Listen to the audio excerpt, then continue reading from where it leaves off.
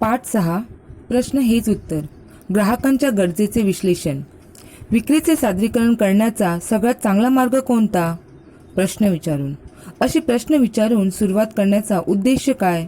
प्रश्न विचारून आपण माहिती गोळा करू शकतो, जिचा उपयोग आपल्याला ग्राहकांना मदत करताना होतो.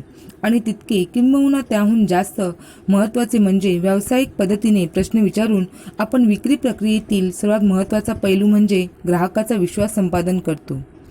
स्वतःलाच विचारा, माझ्यात आणि माझ्या व्यापारी संस्थेत तुम्हाला प्रामाणिक रस आहे? हे दर्शवणारे प्रश्न जर व्यावसायिक पद्धतीने तुम्ही मला विचारलेत तर मी तुमच्याबद्दल काय विचार करेन असे तुम्हाला वाटते? तुमच्या सादरीकरणाचा हा भाग जर तुम्ही योग्य रीतीने हाताळलात तर तुम्ही माझ्या पैशावर डोळा ठेवून असणाऱ्या विक्रेत्यांपैकी एक नाही, तर तुम्ही खरोखरच मला मदत करू इच्छिता असे मला वाटेल.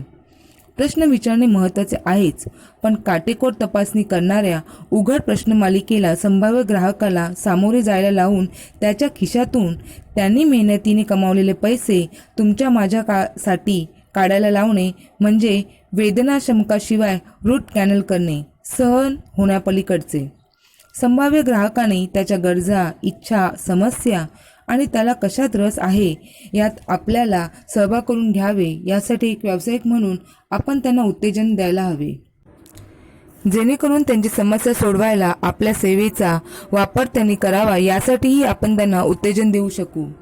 आता आपल्यापुढे एक नैतिक प्रश्न उभा राहतो आणि आपण आपले करिअर नैतिकतेच्या पायावरच उभारायचे आहे. ग्राहकाला खरेदीला उत्तेजन देणे आणि चलाखीने ग्राहकाच्या गळ्यात आपले उत्पादन मारणे यात फरक काय? दुर्दैवाने या दोहोत नेहमी घोटाळा केला जातो, पण या दोन गोष्टींची तुलना करणे म्हणजे चांगुलपणा आणि कपट यांची तुलना करणे होय. इथे फरक हा त्या व्यक्तींच्या हेतूमध्ये असतो. उत्तेजन दिल्याने लोक त्यांच्या मर्जीने आणि इच्छेने कृती करतात आणि लबाडीने ग्राहकाला वस्तू खपवणे हा मात्र जबरदस्तीचा मामला असतो. प्रश्न, विचार विरुद्ध भावना. ग्राहकाच्या नेमक्या भावना कळाव्यात म्हणून तुम्ही जे प्रश्न विचारता त्याने ग्राहकाच्या भावना कळण्याऐवजी ग्राहक काय विचार करतोय हे कळण्याची जास्त शक्यता असते. आपल्यापैकी अनेक जण हे तर्काने निर्णय घेत असल्याचा दावा करत असले तरी सामान्यतः आपण भावनिक निर्णय घेतो हे वास्तव आहे. आपण ग्राहकाच्या फक्त भावनेला हात घालणारे प्रश्न विचारू आणि त्यावर ग्राहकाला कदाचित कृती करायला लावू, पण मग त्या भावनांचा प्रभाव कमी झाला की काय होईल? खरेदीदाराला त्याच्या निर्णयाचा पश्चाताप होईल आणि होत आलेली विक्री आपण गमावून बसू, हे एक विक्रेते म्हणून आपण लक्षात घ्यायला हवं.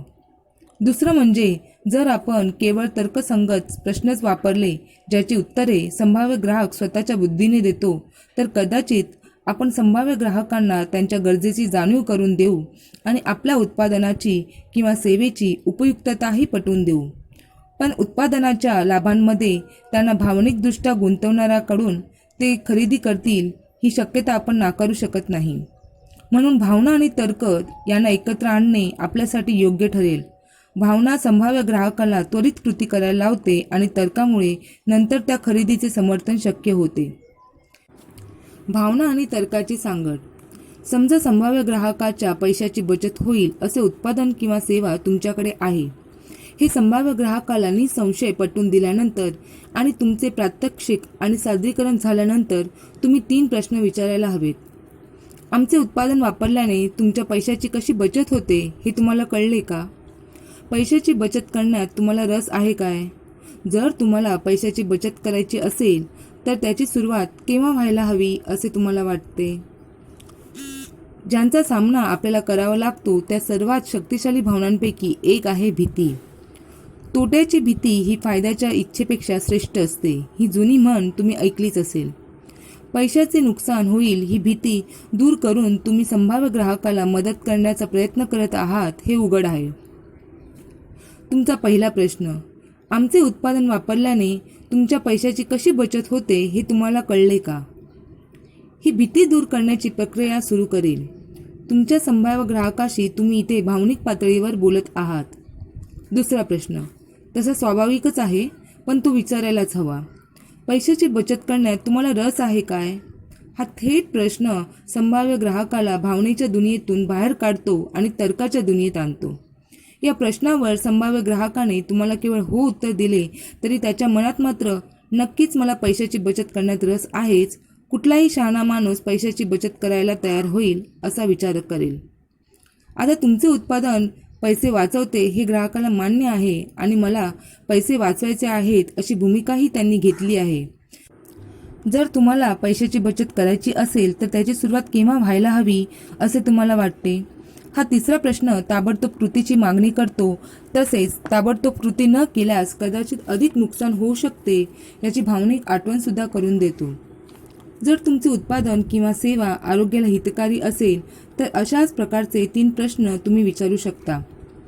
व्यायामाची विटामिन्स, हेल्थ क्लब सभासदत्व किंवा रोगचिकित्सा या क्षेत्रासाठी प्रश्न पुढीलप्रमाणे असतील. तुमच्या आरोग्यासाठी हे उत्पादन कसे फायद्याचे ठरेल हे तुम्हाला कळले का? चांगले आणि जोशपूर्ण आरोग्य राखण्यात किंवा पुन्हा मिळवण्यात तुम्हाला रस आहे काय?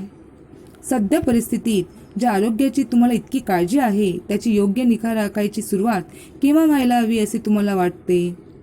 तुम्ही विकत असलेल्या उत्पादन किंवा सेवेचा पहिल्या क्रमांकाचा लाभ काय हे आत्ताच थांबवून निश्चित करा. असे कुठले प्राथमिक कारण आहे ज्याने कदाचित तुमचे उत्पादन किंवा सेवा लोक खरेदी करतील? आता भावना आणि तर्क यांची सांगड घालणारे तुमचे स्वतःचे 3 सुधारित प्रश्न तयार करा.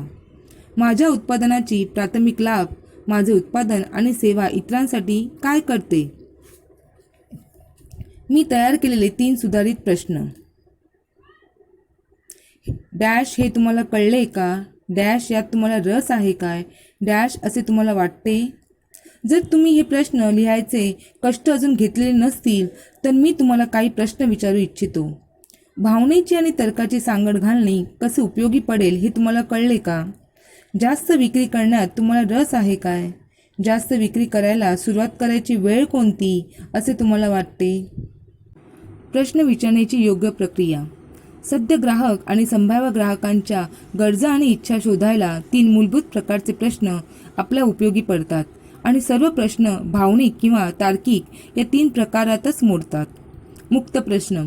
पहिला प्रकार आहे मुक्त प्रश्न. मुक्त प्रश्नाचे उत्तर देताना व्यक्तीला त्याचे विचार मोकळेपणाने व्यक्त करण्याचे स्वातंत्र्य दिले जाते. शेवटी तुमचा हेतू येथे संभाव्य ग्राहकाला खरेदीच्या आश्वासनात बांधण्याचा नाही तर त्यांनी निवडलेल्या विषयावर त्यांची मते आणि आवडीनिवडी त्यांनी मोकळेपणाने मांडाव्यात हा आहे. कोण, काय, कोठे, केव्हा, कसे आणि का प्रश्न मुक्त प्रश्न म्हणून ओळखले जातात. कधीकधी डॅश डॅश याबद्दल तुमचे मत काय आहे किंवा डॅश डॅश बद्दल तुम्हाला काय वाटते अशा शब्दसमूहांचा देखील यात वापर केला जाऊ शकतो. मुक्त प्रश्नांची काही उदाहरणे पुढीलप्रमाणे. 1. तुमच्या कामातला सगळ्यात रोमहर्षक भाग काय आहे? 2. पुढील 5 वर्षात तुमच्या जबाबदाऱ्यांमध्ये कसे बदल तुम्हाला अपेक्षित आहेत? पुन्हा असे प्रश्न विचारण्याचा हेतू संभाव्य ग्राहकाला उत्तर देताना त्यांच्या आवडीनुसार मुक्त संचार करून देण्याचा असतो. जर तुम्ही केवळ हो किंवा नाही उत्तर असलेलेच प्रश्न विचारलेत तर तुम्हाला बांधील न राहण्याची आणि स्वतःबद्दल माहिती न पुरवण्याची सूट तुम्ही संभाव्य ग्राहकाला देता. तेव्हा मुक्त प्रश्न विचारा. नेहमीची तक्रार. मुक्त प्रश्न विचारताना नेहमी होणारी चूक म्हणजे विक्रेत्याने संभाव्य ग्राहकाला उत्तर पुरवणे. योग्य पर्यायाची निवड करा. या स्वरूपाची परीक्षा तुम्हाला द्यायची नाही हे लक्षात ठेवा. मुक्त प्रश्न विचारले की नेहमी काही क्षण शांत राहा.